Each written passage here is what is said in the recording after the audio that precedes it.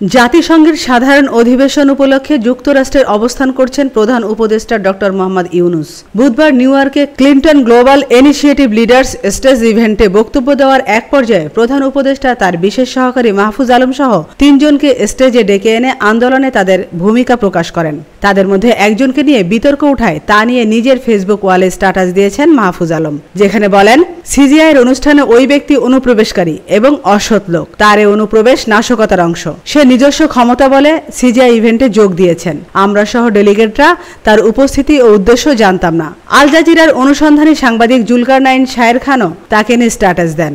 তার রাজনৈতিক পরিচয় তুলে ধরেন তিনি। ডক্টর ইউনূসের সঙ্গে সিজিআই ইভেন্টে যোগ দেওয়া জাহিন রোহান রাজিন আওয়ামী লীগ পরিবারের সন্তান। এমনকি তার আন্দোলনের সম্পৃক্ততা নিয়েও প্রশ্ন ওঠে। এ বিষয়ে জাহিন গণমাধ্যমকে বলেন, আমি অনুষ্ঠানে আমন্ত্রণ পেয়েছিলাম সিজিআই ফেলো হিসেবে। ডক্টর ইউনূস ছাত্র আন্দোলনের নেতৃবৃন্দকে যখন ডাকলেন তখন আমি দর্শক সারিতে ছিলাম। পাশে ছিলেন দুই বিদেশি ভদ্রলোক। তারা আমাকে বললেন, তুমি বাংলাদেশি তরুণ, তুমিও যাও। তাই আমি কিছু না ভেবেই স্টেজে উঠে গিয়েছি। আমিনা ইসলাম, নিউজ ডেস্ক, আজকের সংবাদ।